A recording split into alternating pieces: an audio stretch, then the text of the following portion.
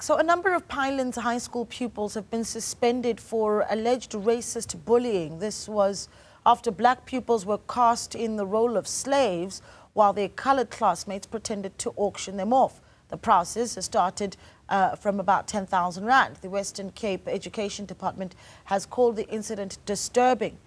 Founder of Diversi-T, Terry Oakley-Smith, joins us this morning to give us more on this story. Terry, good morning to you. I think that the fact that the video has gone around is one thing. What a lot of us would have thought, though, watching the video was this might have been children playing and having understood and being taught what happened in history and really just acting it out. But what do you make of certainly what has been reported to come out of Pinelands High School? Innocent or something to be concerned about? I think definitely something to be concerned about, Naledi, and not actually so much for the pupils, but one asks oneself, you know, where were the teachers? Where was the principal of this school? Were they quite happy to see this kind of thing going on in the playground before school started? Because if the pupils were too young, they were grade 8, and I would have thought they might have known better. But certainly their teachers should have done. And I think this reflects problems right across our system, Naledi. I mean, you might remember many, many years ago, you and I had a regular program on SABC talking about race. And it was listened to and people would phone in. And in a way, it was providing some kind of education on the topic. But I can't think that there's been very much education subsequently. I know somebody was appointed to do education on race relations in the Western Cape. I think it was the year before last, but she was summarily got rid of for reasons which are not clear. So I think that really dealing with this situation demands now, if we also look at what happened at Pretoria Girls High, that we as South Africans take a deep dive into educating people, children, but also adults, about the evils of racism and of prejudice in all the forms that it presents. And this means how we train our teachers, how we choose our teachers. It means we look into our syllabuses. If slavery is on the syllabus, that's a good thing to be able to teach about it and how evil it was. But if we see it being played out in our playgrounds, that's altogether a different matter. So I think we need to really look at this in a very serious way. And now with our new government in place, perhaps ask ourselves, what is our new Minister of Education going to do about these ongoing, it's almost a bi-monthly event that we hear of some school that's been involved in a racist incident. So I think education is absolutely vital, Naledi.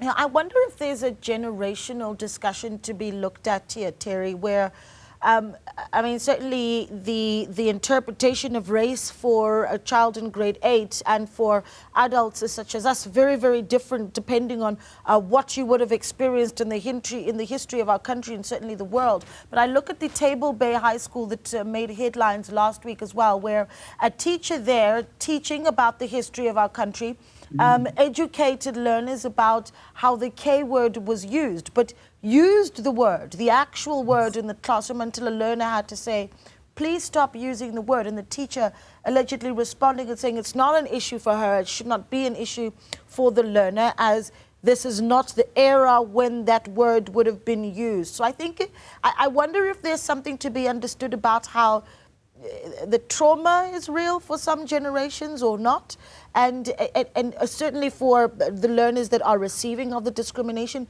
and for those that are doling it out, if there's an understanding of the difference of generations and ages, if you follow my thought there. Yeah, I think that's a very good question, Naledi. And I mean, as a white person, I feel I have a special responsibility to answer, actually. I mean, I think that educating all South Africans is terribly important. And I do think the way children, or actually teenagers in this case in grade 8, understand racism, I'm quite sure that those children have parents who would have, and still do, no doubt, experience the pain of racism. And so I think that where we need to really look is at the effect it has, at the impact it has, at the pain it causes. And I'm sure that many South Africans, particularly South Africans of color, would have been shocked and disappointed to see that video of the Table Bay High School. So really, I think that, yes, it demands education. I actually have a granddaughter in grade 8. She knows about racism. It's something that she and her friends talk about. And I think it's very good that they do. So I think that, you know, if we're keeping it a deep, dark, dirty secret and not talking about it, no matter what our race is, then we're doing our children a disservice. And I really wonder where the principal of this school was. Where was the school governing body? Do they take an interest in these matters? They're supposed to be leading the school. And that something like this can happen, that a cage can be set up, and that children of a certain color can be put in a cage while others, you know, laughingly bet for them. And for some of the children, it was a big joke, I'm sure. But racism is never a big joke, Naledi. And you would know that better than I. I wonder what the message then should be for someone like Siviwe Kwagube, who is the Minister now of Basic Education, right? There is definitely a lot of work to be done in that department, and no one can deny that. You look at just the schooling infrastructure, for instance. She's going to be questioned a lot about pit toilets, and the list goes on and on, overcrowded schools. But does she have a responsibility to set up systems that deal with race? And what should that look like? What should it cost? And perhaps maybe that's a bigger question. But what's the cost of not doing that work? Well, I think we're seeing the cost of not doing anything for 30 years, Naledi. It's actually outrageous that we're still dealing so regularly with racism in our schools. I think there needs to be a coherent, combined effort, in the training of our teachers. It should be part of what they're trained to handle. It needs to be in the syllabus of all of our schools, and it needs to be a coherent syllabus. So it's the same lesson that's being taught across all schools. And then head teachers, and particularly school governing bodies, have a real responsibility to make sure that the children under their care are beginning to understand and deal with issues of discrimination of all kinds, but particularly of race. So it needs to be a national effort, a coherent and combined effort across the syllabus and across the training of teachers. Yeah, I know that with Diversi-T, of course, your organization, you go into various institutions and corporate environments as well and give some diversity training. If you were to be in a school like, say, Pinelands High School, where this incident has taken place, this auctioning, if you will, of learners, the learners that, you know, are in the video have been suspended. When they do go back to school, what's the right thing to do by the school? You know, I even wonder if they know why they've been suspended, quite frankly.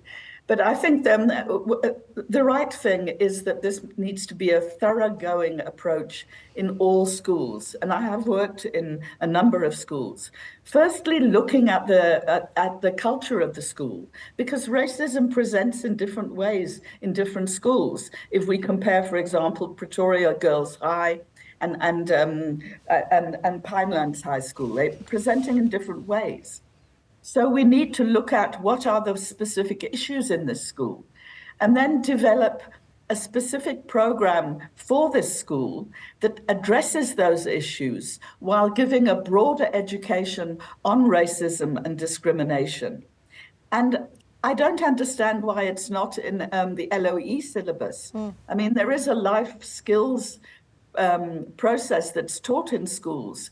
And I believe that discrimination and racism should be really the heart of that kind of program. Yeah. You know, just before we wrap up, I think this is a final thought, and I like to focus on the idea of active citizenry, that perhaps each of us have somewhat of a role to play. as I wrap up this discussion and I go back into my own home and my own family, what's a litmus test that you think we're able to use to say, okay, well, this is how I know if the views of myself and even my children perhaps are warped? And the reason why it's important to have that test is because you could end up with a child like the children in Pinelands, for instance, that are facing suspension and are in trouble because of racially warped views or problematic views. What's the litmus test for a parent? You know, I think there's no one test, now, lady. I think it has to be an ongoing conversation. As South Africans, whatever our color, it needs to be a conversation in all our homes, an ongoing conversation. And one would hope that in many homes there would have been discussion about the Pretoria Girls High School incident, that there is ongoing discussion about this incident, and pulling our children into the conversation, no matter how young they are. Racism is not well, it is a dirty word, but it's a word we have to use. It's a word we have to become familiar with. We have to understand what it means and how it shows. So I think that there would be no one test, but there should be ongoing conversations in every home in South Africa about racism in the past and how it manifests today. Yeah. And of course, we can't reiterate that enough. Terry, we really appreciate your time. Thank you so much for speaking to us and reminding us of the job that we all have to do.